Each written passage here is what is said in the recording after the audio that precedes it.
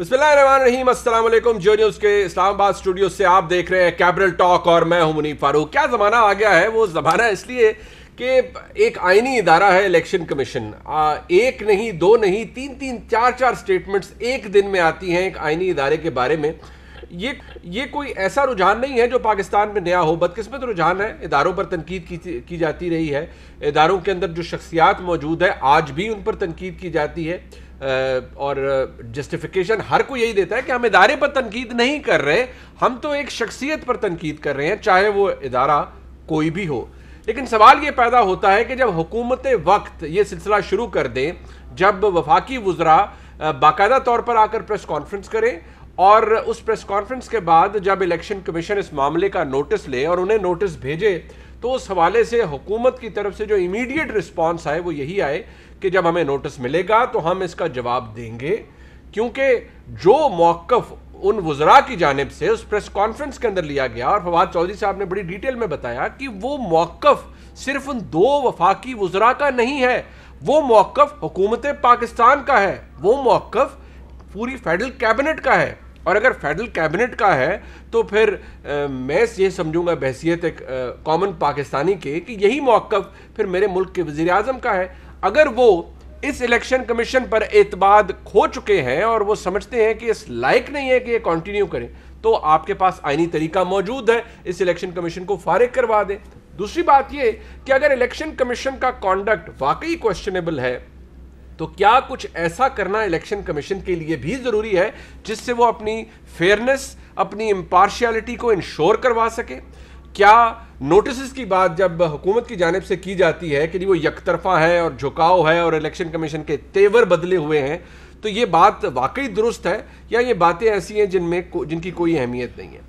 एक और बहुत अहम मामला जो आज ही के प्रोग्राम में हम डिस्कस करेंगे वो ये कि क्योंकि इमरान खान साहब की हुकूमत का खासा पहले दिन से ये क्या में एहतसाब करेंगे, लूटी हुई दौलत वापस लाएंगे, और इमरान खान साहब तारीफ करते नहीं थकते मौजूदा चेयरमैन नैब जनाब जस्टिस रिटायर्ड जावेद इकबाल साहब की। और उन्होंने खुद अपनी मुख्तलिफ मुतअद्दिद तकारीर में जनाब इमरान खान ने खुद बताया है कि कितनी अच्छी परफॉर्मेंस रही है जनाब जस्टिस रिटायर्ड जावेद इकबाल साहब की बतौर चेयरमैन नैब। और अब वो ये समझ रहे हैं, बल्कि हुकूमत की तरफ से कहा जा रहा है कि इन लाइन्स पर सोचा जा रहा है कि क्यों ना जस्टिस जावेद इकबाल साहब को अगले 4 साल के लिए भी उनकी मुद्दत मुलाजमत में को एक्सटेंशन दे दी जाए, और इसके लिए शायद कोई ऑर्डिनेंस लाने की भी तैयारी की जा रही है, उस पर डिलिबरेशन हो रही है। वज़ीर आज़म को मुतअद्दिद लोग इस हवाले से मशवरे दे रहे हैं।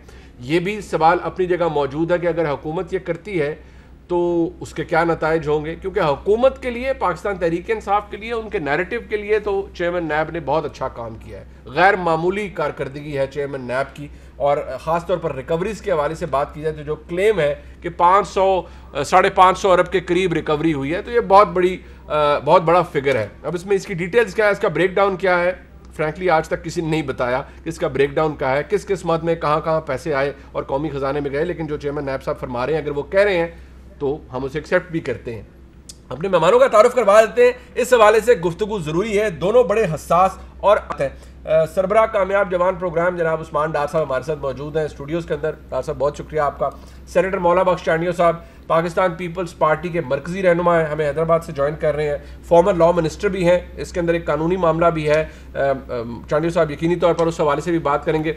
जनाब मोहम्मद ज़ुबैर साहब फॉर्मर गवर्नर हैं सिंध के, तर्जुमान हैं मियाँ नवाज शरीफ साहब के और मरीम नवाज शरीफ साहिबा के, हमें ज्वाइन कर रहे हैं कराची से। बहुत शुक्रिया ज़ुबैर साहब आपका भी। सबसे पहले डार साहब, वो ऑन अ लाइटर नोट में कहूँगा, एक होता है ना अन्नी डाल के रखना, आपकी हुकूमत ने भी अन्नी डाली हुई है। वो अन्नी इसलिए डाली हुई है कि आपका एक वजीर नहीं, 2 वजीर नहीं, एक पहले कभी मार्च में आ गई थी 2 मोअज़्ज़ज़ वफाकी वुज़रा ने आके कहा जी इलेक्शन कमीशन फारिग हो, ये तो बड़े मुतासब लोग हैं इन सो मैनी वर्ड्स। अब भी आके कह दिया कि जी हम सबसे बड़ी जमात है पार्लियामान के अंदर, हमारा एतमाद नहीं है, इसका मतलब है किसी का एतमाद नहीं है। और ये जो इनका कॉन्डक्ट है और ये जो सब तरीक़ा कार है और EVM के हवाले से ये सोच रहे हैं, ये तो बड़ा गलत है। और अभी पर्चा हमने एग्जाम दिया नहीं, पर्चा इन्होंने पहले नंबर बता दिए, ये बड़ा गलत हो रहा है। तो आप लोग ज़रा थोड़ा अपने रवैये को रिकन्सिडर करें। देखें ना मुनीब, आपने भी जो अल्फाज का चुनाव किया है, अन्नी पा देती है या नहीं पा देंगे। देखिए, अगर हुकूमत की तरफ से चंद मामलात पे निशानदेही करना इसको अन्नी पाना कहते हैं, तो फिर मैं कुछ नहीं कह सकता। देखिए हम हमारा इलेक्शन कमीशन से क्या हम बात कर रहे हैं। देखिए हम पहले मैं क्लियर कर दूं, किसी सतह पे हम ख्वाहिश नहीं रखते पाकिस्तान के इदारों से टकराव की। अच्छा, ना ही कोई हम जानबूझ के कोई तनकीद कर रहे हैं, कुछ फैक्ट्स हैं उस पर बात कर लेते हैं। पहला तो ये, इलेक्शन कमीशन ऑफ पाकिस्तान अगर हमें नोटिस देना है या किसी को भी नोटिस देना है, वो नोटिस जारी करें। ये जो प्रेस रिलीज जारी कर देना, मीडिया को इंगेज कर लेना, ठीक उसी तरह डस्का इलेक्शन की भी मैंने इंट्रो में सुना है, अगर वो चाहते तो वो जो भी नोटिस देने थे उस वक्त आईजी चीफ सेक्रेटरी को दे सकते थे। आपको याद होगा रात के 3 बजे प्रेस रिलीज जारी कर दी जाती है। एक ये जो कम्युनिकेशन का या राब्तों का सिलसिला हुकूमत और इलेक्शन कमीशन के दरमियान थ्रू मीडिया किया जा रहा है ना, लाइमलाइट में आ जाते हैं। जब एक खबर मीडिया की जीनत हो जाएगी, इसी तरह अगर आपको हमारी साइंस एंड टेक्नोलॉजी की मिनिस्ट्री ने ईवीएम्स के ऊपर जो भी रिपोर्ट भेजी, जो इलेक्शन कमीशन ऑफ पाकिस्तान के तहफ़्फ़ुज़ात थे, वो बेहतर था मिनिस्ट्री और इलेक्शन कमीशन के दरमियान डिस्कस हो से, उसको उठाकर सोशल मीडिया के ऊपर और पोस्ट कर देना और उसको एक खबर बना देना जी कि हम एक पोजीशन लेके खड़े हैं, हालांकि हम सुनना चाहते हैं। इसी तरह बाइकाट कर जाना और उसको फिर पब्लिक कर देना। देखिए जब तक मैं समझता हूँ मामला हतमी तौर पर फाइनल नहीं कर दिए जाते, चाहे रिजेक्ट हो जाता है या सिलेक्ट हो जाता है, तो उसको हम पब्लिक कर दें, मीडिया में ले आए। ये आपकी बात उसमें अपनी जगह वजन है, लेकिन मुझे समझ ये नहीं आती कि इलेक्शन कमीशन एक आईनी इदारा है। आपने कहा प्रेस रिलीज जारी कर देते हैं, मीडिया में आ जाता है। वो नैब की तरफ से भी दर्जनों प्रेस रिलीजेस जारी होती हैं, वहाँ तो मैंने कभी किसी को एतराज़ करते नहीं देखा। देखिए नैब की जहाँ तक बात है, नैब के ऊपर तो बहुत सारे लोग क्या कहते हैं अटैक करते हैं, उसके ऊपर जाकर उन्हें जवाब देना पड़ जाता है। यहाँ कौन सा हम इलेक्शन कमीशन को ईवीएम्स पे लेके लगे हैं। देखिए 2017 में इलेक्शन रिफॉर्म्स हुई, पार्लियामेंट ने की। आरटीएस का तोहफा नून लीग का दिया हुआ था। अच्छा। इसी पार्लियामेंट में पास किया गया ना, हम सब ने मिलकर किया। जिस आरटीएस के ऊपर आज तनकीद की जाती है, जो बैठ गया था उस वक्त इलेक्शन कमीशन ने ये तो नहीं कहा जी पार्लियामेंट ने इंडोर्स किया आरटीएस बेस्ड इलेक्शन होंगे, हम नहीं करवाएंगे। अब इलेक्शन कमीशन का काम है जो पार्लियामेंट डायरेक्शन दे रही है, जो कानून पास हो रहा है उस पर अमल दरामद कराएं, शफाफ इलेक्शन करवाने। इलेक्शन कमीशन ने तो जो मौकफ सेनेट की कायमा कमेटी के जो पार्लिमानी अमूर की उसके सामने जो मौकफ रखा, उन्होंने उनका कहना यह था हमारे जो खदशात हैं वो इलेक्ट्रॉनिक वोटिंग सिस्टम के हवाले से हैं। मशीन की बात तो अभी बाद में आनी थी। देखिए जो तकरीबन 27 के करीब इन्होंने खदशात, 37 हैं, और उन्होंने कहा हमारी कैपेसिटी के भी इश्यूज हैं। उसमें से 27 तो इलेक्शन कमीशन के कैपेसिटी रिलेटेड है, जो वही कहते हैं कि कैपेसिटी की बात अपनी जगह मौजूद है और वो उसी बात पर कहते हैं। 10 ऐसे हैं जो हमारे रिलेटेड है, जिसपे हम इनको ऑन बोर्ड कर रहे हैं पॉलिटिकल पार्टीज को। देखिए जितने भी फ्री कैन है, जिसमें पीएमएलएन भी है, पीपल्स पार्टी भी है, जो भी इस वक्त जमात पार्लियामेंट में है, हम उन सबके साथ बात करने लेकिन आपको देखिए ईवीएम एक सब्जेक्ट है, लेकिन क्या आज वफाकी हुकूमत ने फिर ये जब फवाद चौधरी साहब कह रहे हैं कि पूरी कैबिनेट ये सोचती है, तो क्या मैं ये समझूं बशमूल आपके कि आप में से किसी को भी अब इलेक्शन कमीशन की फेयरनेस या इम्पार्शियलिटी पे कोई एतबार नहीं है? देखिए मैं समझता हूँ कि जो भी कोई स्टेटमेंट्स आई हैं माजी में भी, जैसे आपके सामने रखा है, इलेक्शन कमीशन के बाहर मरियम नवाज साहिबा हों, मौलाना फजल रहमान साहब हों और लोग हों, क्या नहीं होता रहा। अगर हमारी गवर्नमेंट में से किसी ने स्टेटमेंट दिया, लेकिन हमारा मैं समझता हूं जो ऑफिशियल स्टांस आज भी है कि हम चाहते हैं इलेक्टोरल रिफॉर्म्स हो, हमारा ये मुतालबा है। हम कोई लड़ाई झगड़ा नहीं चाह रहे हैं कि हम इलेक्शन कमीशन से लड़ाई झगड़ा करें, और मेरा ख्याल है अपोजिशन की भी यही डिमांड है। इलेक्शन किसने लड़ना होता है?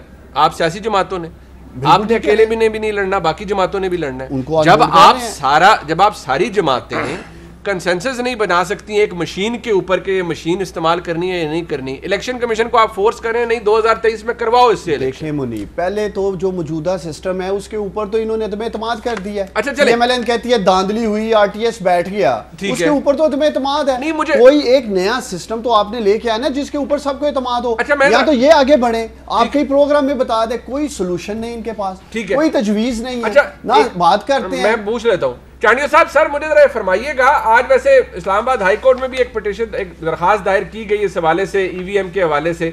वहां पर भी मौजूद अदालत ने भी यही फरमाया कि पार्लियामान का इस्तेकाक है, वो इस पर कानून साजी कर सकता है, लेकिन हुकूमत के नजदीक इलेक्शन कमीशन जब प्रेस रिलीजें जारी करेगा, जब मीडिया के अंदर बहुत सी बातें आएंगी, तो वो उसकी साख मुतासर होगी और वो फेयरनेस के मेयार पर नहीं आएगा। आप दुरुस्त कह रहे हैं, और अदालत के बयान को कौन गलत कह सकता है? कम से कम मेरी तो ताकत नहीं कि मैं हाई कोर्ट के बयान पे तबसरा करूं कि उन्होंने गलत कहा है। लेकिन मुझे अफसोस है अपने नौजवान मिनिस्टर पर, जो कह रहे हैं फजल रहमान भी गए और शहबाज मियाँ साहब की साहबजादी भी गई। खुदा का खौफ करें, वफाकी वज़ीरों का बोलना और अपोजिशन के लीडरों का बोलना एक जैसा है? जैसे अपोजिशन को बोलना चाहिए वो लहजा वज़ीरों का होना चाहिए। है कोई आपसे पूछने वाला? है कोई आपका अंदर ज़मीर जो इंसाफ की बात करे? आपका लहजा और होना चाहिए। अपोजिशन तो तनकीद करेगी तो आप भी वैसे ही गालियाँ देंगे। अगर वो अदलिया पे तबसरा कर दे किसी फैसले की वजह से तो आप हुकूमत भी अदलिया को गालियाँ देने लगोगे। यार क्या किसको उल्लू बना रहे हो आप बताएं। और दूसरी बात, ये मियाँ साहब की बेटी हो, हमारे लीडर हो, बिलावल साहब हो, एक दिन बताएं हमने कहा हो कि इलेक्शन कमीशन को आग लगा दो। वफाकी वजीर को ये कहना चाहिए था कि ऐसे इदारे के तो आग लगा देनी चाहिए, आग लगा देनी चाहिए। ये इश्तियाल दिला रहे हैं, ये रास्ता बता रहे हैं। सवादी साहब ने फरमाया कि पैसे पकड़े हुए हैं इलेक्शन कमीशन ने। वो बात की बात तहकीकात भी हो सकती है, लेकिन पहले मशवरा क्या दे रहे हैं? मशवरा यही मशवरा दिया वजीर जब उन्होंने लॉन्ग मार्च किया वजीरिज़्म हाउस के लिए। अंदर वजीरिज़्म हाउस चले, वजीरिज़्म से दुश्मनी थी, पार्लियामेंट के मेंबरों से क्या दुश्मनी थी? सामने डी चौक में खड़े होकर खान साहब जाओ जी अंदर धावा बोल दो पार्लियामेंट पर, गले से पकड़ के मेंबरों को निकालो। ऐसे सियासत होगी? आप बताएं। अच्छा, ये रवैया होना चाहिए सरकार का। गलती हो सकती है। बट चाड़ियों साहब बात ये सर, ये हुकूमत कहती है कि हम इलेक्शन में शफाफियत के लिए मेहनत कर रहे हैं, इलेक्ट्रॉनिक वोटिंग मशीन से इलेक्शन में शफाफियत आएगी। आप समेत पाकिस्तान मुस्लिम लीग नून आप लोग नहीं चाहते कि शफाफियत आए क्योंकि आपने ठप्पे लगाने हैं। मैं मानता हूं उनकी बात, वो बड़े फरिश्ते हैं, लाए भी फरिश्ते हैं भी फरिश्ते, रहेंगे भी फरिश्ते। लेकिन ये जबान कि आग लगा दो इलेक्शन कमीशन को, ये लहजा होना चाहिए। ऐसे इश्तिहार दिलाओगे आप, ऐसे इदारे चलेंगे।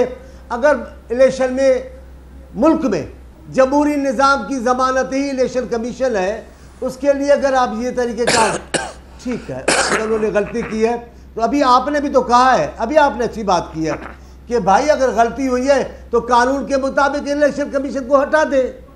लेकिन अगर ये जो रवाज डाल रहे हैं, मुनीर साहब मैं बताऊं, ईमान से मेरा दिल नहीं कहता है लेकिन हुक्म होता है तो मैं आ जाता हूं। ये जिस किस्म की रस्में, जिस किस्म के रवाज, जिस किस्म के तरीक़ेकार को अपना रहे हैं पाकिस्तान की हुकूमत के मामले में, ये पाकिस्तान के लिए अच्छा नहीं है। अच्छा। ये अपोजिशन जब अपनाएगी और जब ये होंगे, किसने कहा है कि हमेशा पीटीआई होगी? अल्लाह की बादशाही कायम है। इतने बड़े बड़े लोग आए चले गए। हाँ, खान साहब भी कोई अनमोल इंसान तो नहीं कि जान भी यही है। फिर क्या होगा? अगली दफा भी इमरान खान साहब ही होंगे। इनकी प्लानिंग तो यही है। जी आने दो, 20 बार आ जाएं। आपको पता है मुशर्रफ ने क्या कहा था? फिर आज मुशर्रफ को देख ले, अल्लाह माफ करे मैं ऐसी बात नहीं कहता, आज मुशर्रफ को देख ले, बोलना मुश्किल हो गया है। मियाँ साहब ने भी ऐसा कहा था, फिर क्या हुआ? ज़िया-उल हक ने भी ऐसा कहा था, फिर क्या हुआ? खान साहब भी कह रहे कोई बात नहीं, हम फर्द नहीं हैं, हम फर्द नहीं हैं, हम लाए हुए लोग नहीं हैं, हम सियासी पार्टी हैं। हमें ला के इम्तिहान में डालोगे फिर भी हमारी पार्टी जिंदा नहीं। बिल्कुल बात आपकी ठीक है। वो ये वैसे हर एक ने कहा, वो पाकिस्तान पीपल्स पार्टी भी गई अगली बार, वो भी कहते रहे अगली दफा फिर जरदारी। लेकिन जारी बात है, वक्त बदल जाता है, बहुत कुछ बदल जाता है, ये बात आपकी दुरुस्त है। लेकिन मुझे कहना और होता है। हाँ, कहना और होता है, लेकिन जिस किस्म का तरीक़ेकार अख्तियार किया जा रहा है ये हम नहीं कहते। अच्छा, पार्टी के कारकुन है, हम नारे लगाएंगे तो क्या हुआ?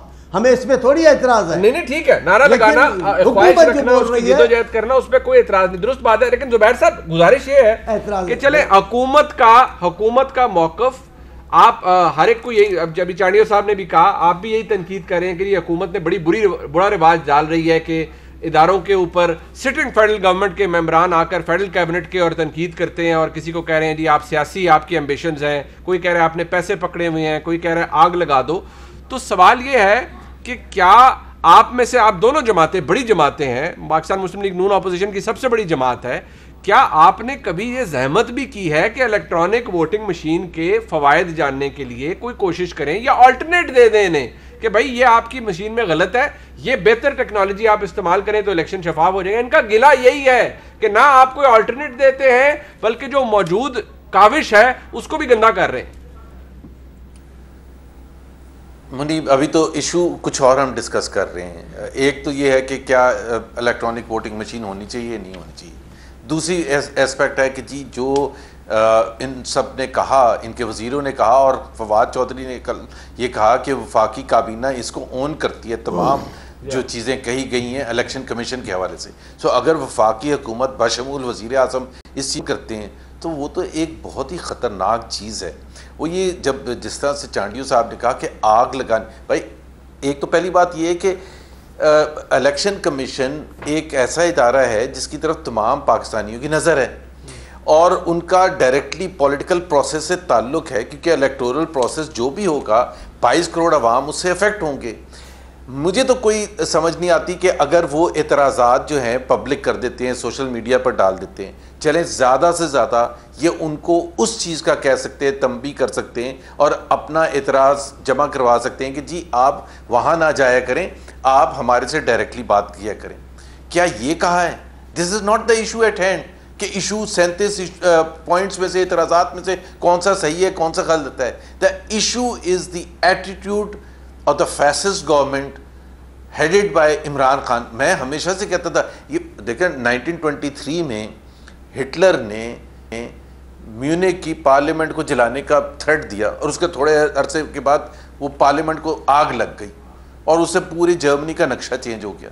ये कह रहे हैं कि एक इदारे को ख़त्म करने के लिए जो पूरा की पूरी बिल्डिंग है ना, एज इफ इदारा जो होता है वो बिल्डिंग होती है और ये कौमी इदारा है। और कल फवाद चौधरी साहब ने बड़ा इंटरेस्टिंग एक चीज़ कही थी कि कॉन्टेक्स्ट होता है उसके पीछे, ये जो सब बोल रहे थे कॉन्टेक्स्ट होता है। आप जब तक कॉन्टेक्स्ट में नहीं जाएंगे, बैकग्राउंड में नहीं जाएंगे, तो वो फिर आप कह रहे हैं कि सवाती साहब को आप ब्लेम कर रहे हैं, तो फिर कॉन्टेक्स्ट तो सबका होता है, फिर बाकी लोगों का नहीं होता। इलेक्शन लेट देम स्पीक और डायरेक्टली ताल्लुक है। इनको डर खौफ क्या है? नैब की जो ये बात कर रहे थे, नैब ने मिसाल के तौर पर एक दफा ये कहा कि 4.9 बिलियन डॉलर्स नवाज शरीफ ने इंडिया भिजवाए हैं और पब्लिक स्टेटमेंट इशू कर हाँ, बिल्कुल की now when they issue a public statement without any logic, without anything which they took it back. हमने फिर भी नहीं ये कहा था कि हम आग लगा देंगे जाके। अच्छा नहीं, बट एक बात जुबैर साहब, सर गुजारिश है, आग लगाना तो इट्स अल्टीमेट, वो ठीक है, वो बात शायद मैं हमेशा इमरान खान को कहता हूं कि Imran Khan is a step higher than Sheikh Mujibur Rahman. Sheikh Mujibur Rahman ने सिविल डिसोबीडियंस किया था 1970 इलेक्शन के बाद, जब उनको ट्रांसफर ऑफ पावर नहीं हुई थी। और दूसरा जो सिविल खतरनाक रेफरेंस दे रहे हैं हमारे इमरान खान साहब ने की, जुबैर साहब, लेकिन गुजारिश सुन ले जुबैर साहब, एक ये टेंडेंसी तो रही है हमारे मुल्क में। एक सिविल नाफरमानी किसने की है? सिविल नाफरमानी की बात है, वो इमरान खान साहब ने कही है, मैं कैसे डिनाई कर सकता हूं? It's part of the record. ये लोगों को कहना कि ड्यूटी ना दें, ये कहना कि टैक्सेस ना दें।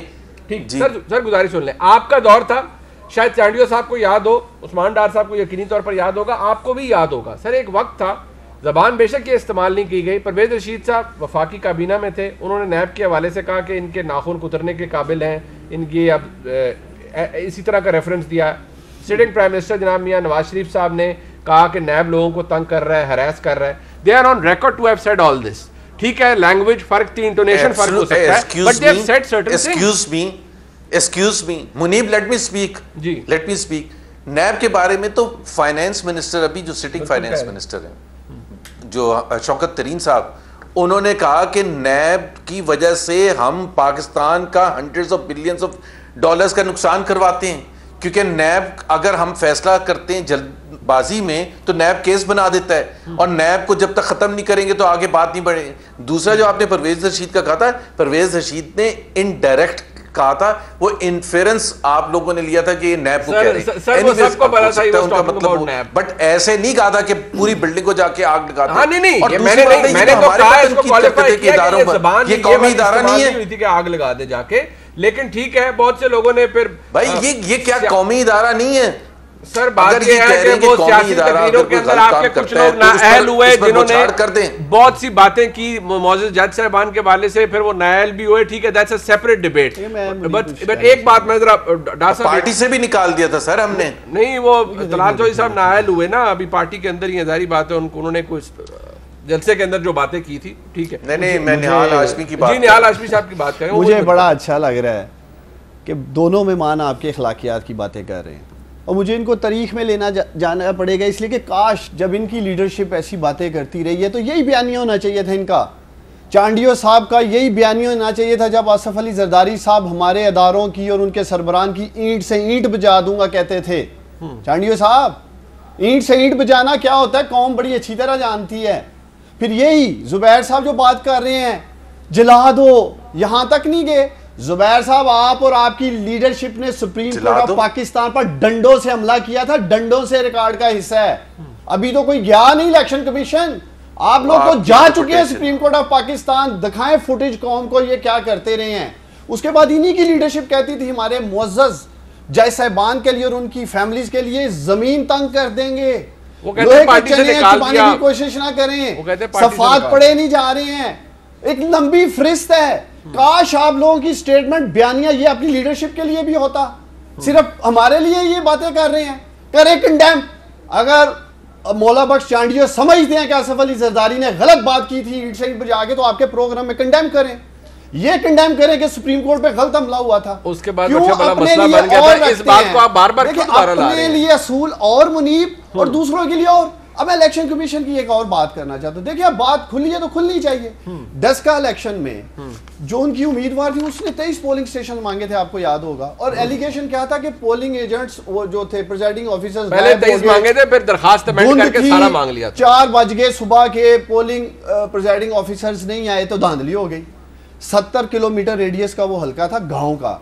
कराची NA 249 सुबह 5:30 बजे तक पोलिंग स्टेशंस के जो प्रिजाइडिंग ऑफिसर उधर प्रिजाइडिंग अफसर नहीं उठाए गए ना भाईजान, लेकिन कहां थे हमारे, कहां उठाए गए हैं, कहां थे वो धुंध काल पड़ी थी, लेकिन दोनों के लेट थे ना। इलेक्शन कमीशन का स्टांस NA 70 में वो सुप्रीम कोर्ट ने उस पर मोहर लगाई। बात ये है मुनीब मेरे भाई, जब आपने इंसाफ का तरकड़ा हाथ में पकड़ा होता है ना, फिर आपको बड़े बैलेंस डिसीजन करने पड़ते हैं। इसी तरह यूसुफ रजा गिलानी रंगे हाथों पकड़े गए खरीदो फरोख्त में, वीडियोस आ गई, सारा कुछ सामने आ गया। इलेक्शन कमीशन जाते हैं, ताले मार के घर चले जाते हैं।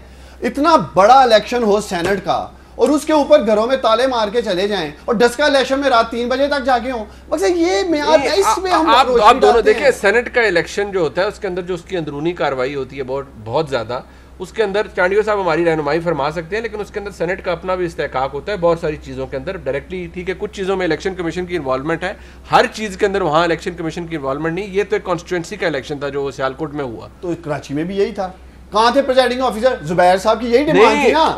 ये कहते हैं वो क्या उनको बेचारों को उठा लिया था किसी ने? ये थे वहां इंचार्ज साहब। एक चीज का आप नहीं देखे, बात सुने, आपने कंपैरिजन करना है तो ऐसे करें ना कि दोनों चीजों में अगर दोनों हल्कों में एक जैसी बात हुई हो। एक हल्के में प्रिजाइडिंग ऑफिसर लेट आए, धुंध का बयानिया चल जाता है, धांधली होगी, अगवा हो गए। कराची में सुबह 5 बजे आता है जो शहर का हल्का है, उधर कोई ये बात नहीं करता, उधर कोई इलेक्शन कमीशन का सेनेट का इंतखाब जो है, देखिए मैं दोबारा अर्ज कर रहा हूँ, कानूनी तौर पर इस्तेहकाक नहीं है, इलेक्शन कमीशन का वहां पर इन्वॉल्वमेंट नहीं है। बाय द वे कैमरेज जो निकले थे ना वो चांडियो साहब की जमात और PMLN ने निकाले थे। इनकी प्ली क्या थी, ये क्या प्रे लेके गए थे कराची के लिए? जुबैर साहब पूछे ना इनसे पूछे कराची में धांधली हुई थी कि नहीं, इनसे पूछे। अच्छा चले जुबैर साहब, NA 249 साफ और शफाफ इलेक्शन था। जी जुबैर साहब आप बता दें, मैं चांडियो साहब के पास जाता हूं। जी एक तो मैंने कभी भी ये नहीं कहा कि NA 249 में सुबह 5 बजे तक ऐसा कोई वाकया नहीं होता कि प्रिसाइडिंग ऑफिसर्स नहीं आए थे। सुबह 4 बजे रिजल्ट्स डिक्लेयर कर दिया गया था, हम सब वहाँ बैठे थे, पीपल्स पार्टी के हमारे भाई भी वहाँ बैठे थे, हम भी वहाँ बैठे थे। हमें सिर्फ गिला था कि कुछ पोलिंग स्टेशंस के रिजल्ट्स आने में ताख़ीर हो गई थी और हमने रीकाउंटिंग के लिए कहा था। रीकाउंटिंग का इलेक्शन कमीशन ने एक्सेप्ट कर लिया था। मेरा आप कहीं भी क्लिप उठा के देख लें, कहीं मैंने ये कहा नहीं, वो उन्होंने ये नहीं कहा वहाँ धांधली हुई है, उन्होंने नहीं कहा इलेक्शन को, उन्होंने ठीक है उनको इतराज़ात वापस ले लें, क्यों वकील की फीस आया कर रहे हैं? वो तो उनका पिटीशन उन्होंने रिकाउंटिंग की दी थी भाईजान, पूरी मुकम्मल इन्वेस्टिगेशन की दी है। आप माइनर चीजों को, ये माइनर नहीं है, माइनर चीजों को आपने 20 उस्मान सुन लें, आपने 20 प्रिसाइडिंग ऑफिसर्स उठा के लेके चले गए। पूरा इलेक्शन कमीशन की chief secretary IG chief secretary साहब उस वक्त के फोन नहीं उठाते थे, क्या कर रहे हैं? वो सारा रिकॉर्ड का हिस्सा है, कॉल गई नहीं उठा सके जी, रिटर्निंग अफसर गायब हो गए। कौन से इलेक्शन कमीशन वो तो रिटर्निंग अफसर गायब हुए, लेकिन एक मिनट मैं जरा एक ब्रेक के बाद चांडियो साहब से कहा गया, उस्मान डार बता दे कि वो कहां कौन उठा के लेके गया था। सर वो हम डिस्कस कर लेते हैं। भाईजान वो बेहतर है, वो ही बताएंगे। वो तो कह रहे हैं हम नहीं उठाएंगे। एक मिनट मैं साहब के पास आया था, इन राइटिंग स्टेटमेंट्स मौजूद हैं, कन्फेशन सर्टिफिकेट्स मौजूद है कि हम नहीं उठाएंगे। आप जबरदस्ती इलेक्शन कमीशन ने इंक्वायरी कंडक्ट किया पूरा डार साहब, भाई जब आएगी फिर बात कर लेंगे। अच्छा चले एक ब्रेक ले लेते नहीं, मैं चांडियो साहब के पास आ रहा हूं और चेयरमैन नैब के हवाले से जो खबर है कि उनकी मुद्दत मुलाजमत में तोसी की जा रही है, उन्हें एक्सटेंशन दी जा रही है और इसके लिए शायद ऑर्डिनेंस लाया जाए। जारी बात है कानून में तरमीम करनी पड़ेगी। क्या हुकूमत वाकई ये करने जा रही है? क्योंकि इसकी कॉन्फर्मेशन जनाब वफाकी वज़ीर कानून फ़रोग नसीम साहब भी दे चुके हैं कि ये बातें हो रही हैं। एक ब्रेक के बाद बात करें, हमारे साथ रहिए।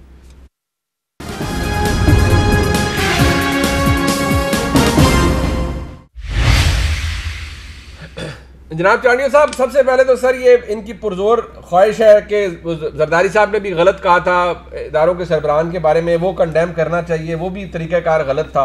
ये जस्टिफिकेशन शायद यही दे रहे हैं कि हमारा तरीक़ाकार भी है तो आपने भी गलती की। देखिए मैं एक बात करूं, हर चीज़ के पीछे एक पस मंज़र होता है और सियासतदान है, लीडर है, उसका बोलना फिलबदी बोलना, उसमें कई बातें गलत भी हो सकती हैं।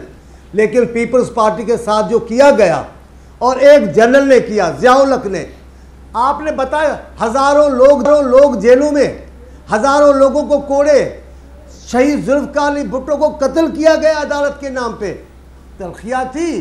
फिर बेनज़ीर साहबा एक अदालत से दूसरी अदालत बच्चों को लिए फिर रही थी। आसिफ साहब एक तवील कैद की गुजारा होते और फिर नाअहलियाँ, ज़ियाउल हक का ज़माना तो देखें, सरे राह लोगों को मारा जाता। पंजाब की कई बेटियां शाही किले में, पंजाब में लोग खुद को नजर आतिश कर रहे थे भुट्टो के। हमारे पस मंजर में देखकर तलखी में अगर कोई लीडर बोल जाता है तो ठीक है, लेकिन हमने ये सब ने नहीं कहा, ये हम सब की आवाज़ नहीं थी। लेकिन यहाँ आवाज़ आप सारी पार्टी की आवाज़ है, वज़ीर आज़म की आवाज़ है, आपके लीडरों की आवाज़ है। और एक बात बताऊँ आपको मुनीब, ये बड़ी खुशी की इजहार कर रहे हैं जी, नेब बड़ा अच्छा है, तो अच्छी बात है भाई।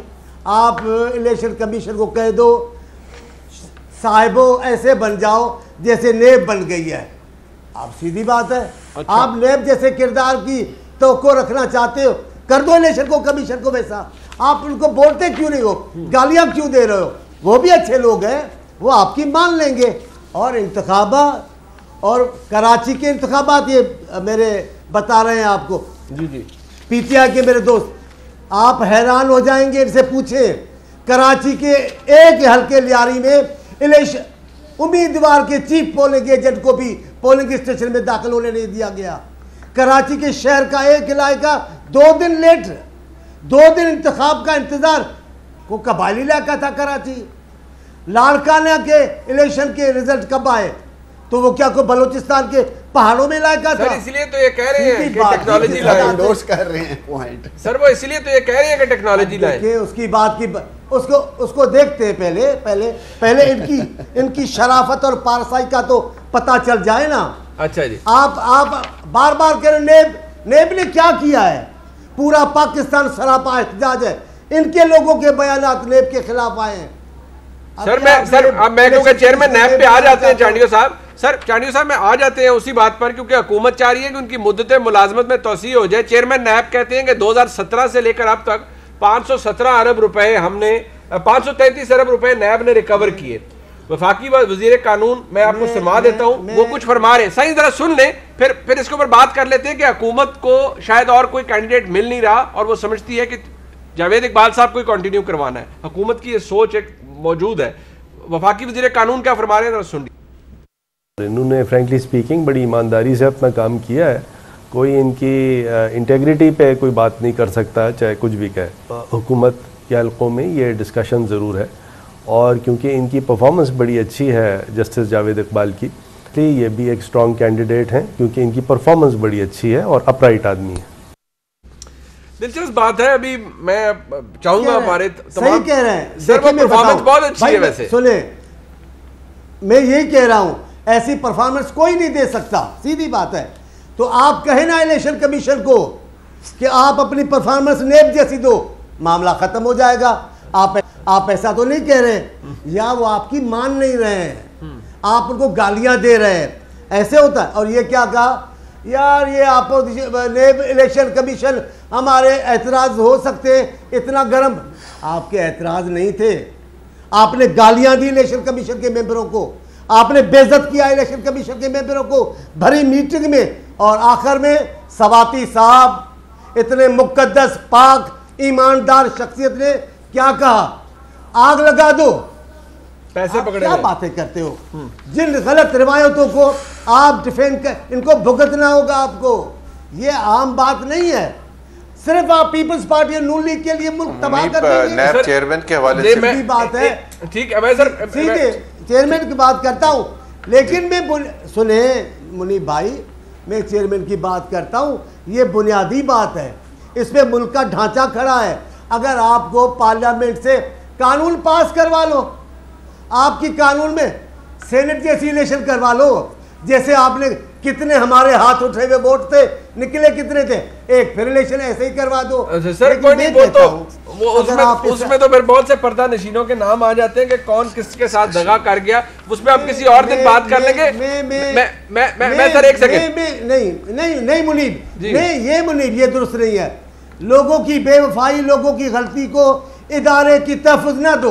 अच्छा, इदारे ने तो अच्छा काम नहीं किया ना, चले ठीक है, एक फर्द ने गलत किया। मैं ये कहता हूं कौमी असेंबली में आपकी अक्सरियत है, कानून पास करवा दो कि भाई मियाँ हमारे जो है वजीर आज़म साहब इमरान खान साहब आने वाले 30 साल वजीर आज़म रहेंगे। बिल्कुल, मैं भी मशवरा देता हूँ, वोट देंगे, वो वैसे तैयार है इस काम के लिए। सर एक सेकंड, सही तरह चांडियो साहब, सर मैं एक सेकंड जुबैर साहब को शामिल कर लूं, जुबैर साहब नहीं, जुबैर साहब हुकूमत की तैयारी है, वफाकी वजीर कानून कह चुके हैं, और कारकर्दगी वाकई बहुत शानदार है, जिस हिसाब से रिकवरी हुई है 533 अरब रुपए।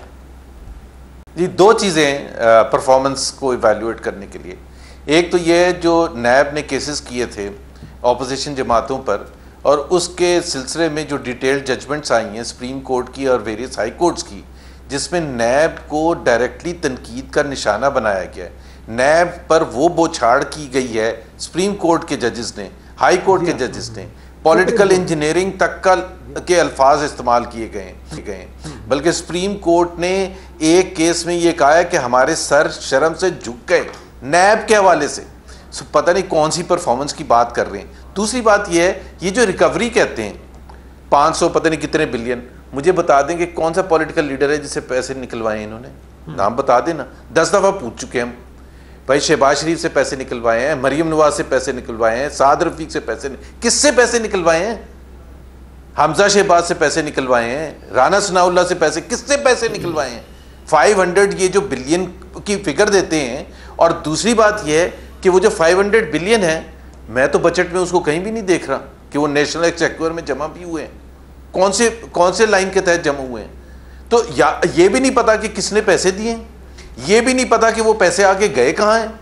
और परफॉर्मेंस बड़ी ज़बरदस्त है। मतलब आप ये जितने केसेस हैं इस वक्त, PMLN का कोई बंदा अंदर बंद नहीं है ना। सारे केसेस, कितने केसेस हुए थे, मिफ्ता इस्माइल से लेके शाहिद काका अब्बासी से लेके पता नहीं कौन कौन, सबको अंदर बंद कर दिया था।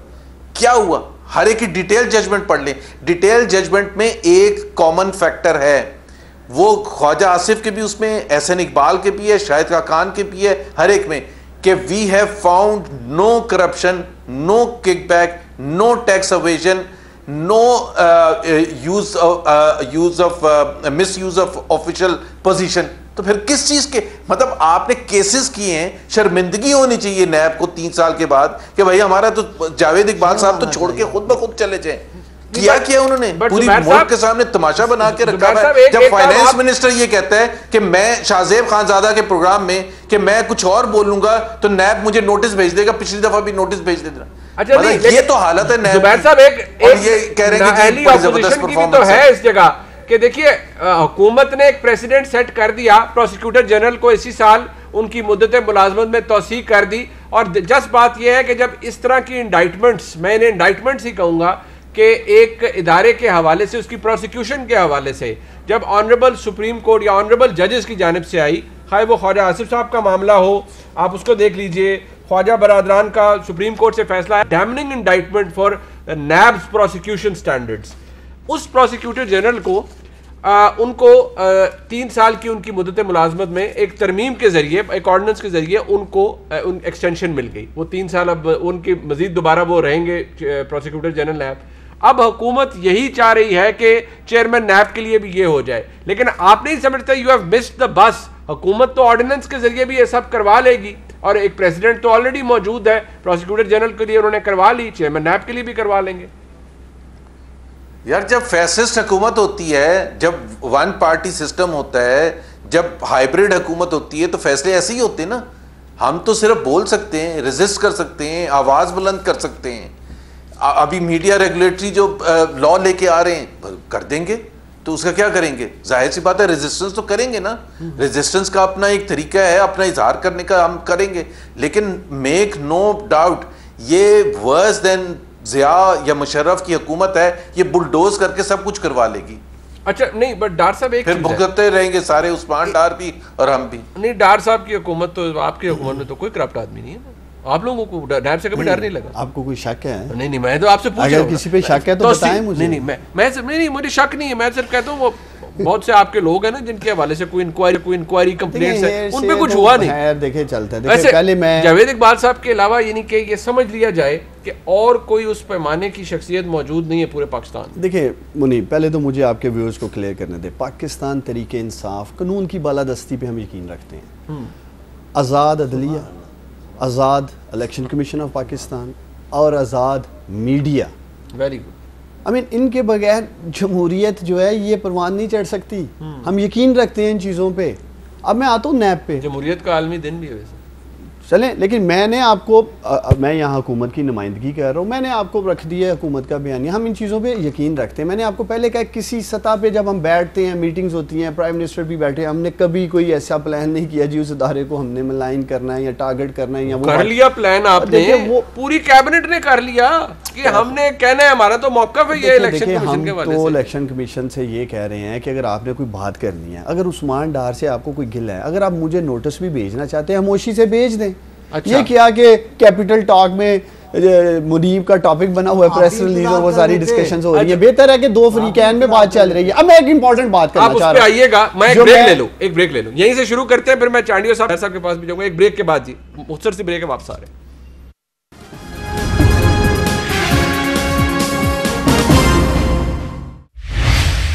उस्मान डार साहब, आप इदारों के ऊपर यकीन रखते हैं, आप कानून पर यकीन रखते हैं, लेकिन क्या वजह है कि ना प्रोसिक्यूटर जनरल के लिए को आपको मौजूद शख्सियत मिलती है, ना चेयरमैन नैब ने आप बनाने के लिए? देखिए आपने ना एक प्रोग्राम के आगाज़ में एक टर्म यूज़ की थी, अन्नी पा दी थी। तो मैं ज़ुबैर साहब को कहता हूँ घट अन्नी पानी सी ना, ताकि घट चक्कर लग दे नैब दे। अच्छा। जिन्नी अन्नी पाई है उन्ने ही चक्कर लग रहे ने। अच्छा। अब मैं आता हूँ जो इन्होंने बड़ा बार बार सवाल उठा रहे थे ज़ुबैर साहब कि हमें पता ही नहीं 517 अरब आए कहाँ से हैं। बाबा सिंपल हल है, मैं मुफ्त मशवरा दे रहा हूँ ज़ुबैर साहब को, एक खत लिखें अच्छा चेयरमैन नैब को कि हम आपके साथ मीटिंग चाहते हैं, हम तफसीलात देखना चाहते हैं, हमें बड़ी खुशी हुई है कि 517 अरब रुपए एक्सचेकर के रिकवर किए गए हैं और जिस पॉलिटिशियन के हैं, जो लोग भी हैं। देखिए 2-3 तरह के केसेस साहब, आपने खत नहीं लिखना, कोई पता नहीं आपको जवाबी खत नहीं, वो हो सकता है वो देख ही रहे हो भाई, तो इसमें छुपाने की क्या बात है? अरे सुन तो ले, वज़ीर कानून कह रहे हैं कि इतनी रिकवरी हुई है, बता दें। 2-3 देखिए सुन तो लेना आप ज़ुबैर साहब, व्यूअर्स भी देख रहे हैं। 2-3 तरह की सिचुएशंस है। एक एसेट बियॉन्ड मींस के केसेस हैं, कम से कम जिनका सियालकोट से ताल्लुक है। मैं खुद नैब में उनके लिए गया था। आप लाइव प्रोग्राम कर लें आगे सियालकोट में, उनका माजी देख लें, वो क्या थे 25 साल पहले पॉलिटिक्स में आने से पहले, क्या उनका कारोबार था, क्या रिकवरी कितनी की है, अभी आप उसमें ना जाएं। अब 25 साल में जब ये बना लेते हैं, इनसे बना के पूछा जाता है, कोई मनी ट्रेल नहीं है। शहबाज शरीफ साहब के अकाउंट में 25 अरब आ जाते हैं, काश मुनीब फारूक के अकाउंट में भी 25 अरब पाकिस्तानियों आए, हमारा भाई भी तेल आगे नहीं, मुझे नहीं पता कितना है, दौरा पड़ जाएगा मुझे, और मेरा मैथ अच्छा नहीं है, मुझे पता ही नहीं उसमें सिफर कितने होते हैं भाई। यही तो मकसद, आप जैसा शरीफ आदमी, रिकवरी किससे की है वो पूछ रहे, रिकवरी किससे की, पता ही नहीं 25 अरब ने रिकवरी किससे की है। तो देखें दूसरा ये है कि जिन्होंने एक्सचेकर के पैसे को नुकसान पहुंचाया, प्रोजेक्ट्स किए ऐसे जैसे, तो इसलिए ये कंट्रोवर्सी करना जी कि शायद एक विच हंटिंग हो रही है, पॉलिटिकल विक्टिमाइजेशन हो गई है। जुबैर साहब असी एने भी वेले नहीं हां कि तानू लोगों ने नैब दे अंदर धर रहे हो और बाकी का। वैसे मैं आपको आपके लिए मुख्तसर से 2 लाइनें हैं, फिर मैं चांडी साहब के पास जाता हूं। ख्वाजा आसिफ फैसला था बेल का, उसमें 7 जुलाई 2021 को लाहौर हाई कोर्ट ने तहरीर किया। मुख्तसर सी बात कर रहा हूँ, नैब तस्लीम करता है कि ख्वाजा आसिफ पर किक बैक्स लेने का इल्ज़ाम नहीं, ना ही उन पर करप्शन और इख्तियारात के नाजायज़ इस्तेमाल का इल्ज़ाम है। तस्लीम शुदा हकीकत है ख्वाजा आसिफ ने कौमी खजाने को नुकसान नहीं पहुँचाया। लेकिन ख्वाजा साहब अपनी जो इनकम भी एक्सप्लेन नहीं कर सके ना। 25 करोड़ रुपया जो एमको नामी कंपनी वो शो करते रहे, मैं 50,000 दिरहम लेता था और मैंने ये जो घड़ी पहनी है हाथ में उस्मान डार के मैंने उन पैसों से ली है, और कंपनी कल को बोलती है जो रिकॉर्ड का हिस्सा है कि हमसे तो ये सैलरी नहीं आपको कितनी नायली है नैब की, उनके मालिक आने को एक दफा तैयार था जब हाई कोर्ट में केस था। दूसरा मैं बताऊं, ख्वाजा साहब का सुप्रीम कोर्ट में आप जो नहली का केस था, रिकवरी किससे की वो है? एसेट बियॉन्ड मींस का नहीं था, वो मिस डिक्लेरेशन का केस था जिससे ये निकले थे सुप्रीम कोर्ट से। अब ये एसेट बियॉन्ड मींस आमदन से ज्यादा सासों का केस लेके बैठे हैं। अच्छा चले, और इनके अभी एक फाइनल बात, इनके केसेस खत्म नहीं हुए पाकिस्तानियों, ये रोज टीवी में बैठ के अच्छा, लेकिन बात क्या एक केसेस तो चल रहे हैं इनके। ठीक है, मैं जरा जुबैर साहब क्विकली आप कह दीजिएगा, मैं चांडियो साहब से फिर कंक्लूड करा दूंगा। आप लोगों का मसला ये है कि आपकी बस मैं यही कहूंगा, हमने तो 3 साल भुगते हैं, 4 साल भुगते हैं, खत्म नहीं हुए हैं, बिल्कुल सही कह रहे हैं। लेकिन इनको मशवरा ये है कि आपके अभी शुरू नहीं हुए हैं। जब जावेद इकबाल साहब आपको रगड़ा लगाएंगे ना, और सबसे बड़ी बात ये कि ये जो मैं झूठ साबित करना चाहता था कि जो आपके वजीर कानून कह रहे थे ना कि रिकवरी इतनी हुई है, उनकी परफॉर्मेंस ज़बरदस्त है, तो फिर आपके आधे वजीर जिसमें बड़े बड़े वजीर हैं, शौकत तरीन, असद उमर, रजाक दाऊद, वो सब नैब के बारे में क्या कहते हैं और नैब चेयरमैन के बारे में क्या कहते हैं? तो पहले तो बारे में भी जो कहते हैं वो भी क्लैरिटी लेके आए कि जी नैब को क्यों कह रहे हैं परफॉर्मेंस अच्छी है या खराब है। असद उमर की जो इनके बारे में राय है उसको भी इंडोर्स करें। भाई नैब की बात हो रही है, उसके पोजीशन की क्यों ले रहे हो? बाकी भी ठीक ही कहते हैं वो। भाई बात ये है ना, आपको कोई नया बंदा नहीं मिल रहा चेयरमैन नैब के लिए, कंसल्टेशन आप करना नहीं चाहते, कानून में आप तरमीम करना चाह रहे हैं। तो जब भी एक्सटेंशन का वक्त आता है डिस्कशन होती है। 8 अक्टूबर को वो फारिग हो रहे हैं भाईजान। तो 8 अक्टूबर में भी काफी दिन है। अच्छा भी काफी दिन है चांडियो साहब, 8 अक्टूबर में बड़े काफी दिन पड़े हैं सर। ऑपोजिशन से कंसल्टेशन इसलिए नहीं करेंगे क्योंकि उसके ऊपर ऑपोजिशन के ऊपर केसेस है, नहीं शहबाज शरीफ साहब के ऊपर केसेस हैं नैब के, तो वो कोई कॉन्फ्लिक्ट सा बन जाएगा। हमें केसेस की परवाह नहीं है, हम इस मुल्क को किस अंदाज से देखना चाहते हैं कानून की हुक्मरानी से, वो एतराज़ करते हैं। अभी कितनी अच्छी बात की है इन्होंने कि पीटीआई कानून की हुक्मरानी से शफाफ तरीके से मुल्क को चलाना चाहती है, आईनी तरीके से।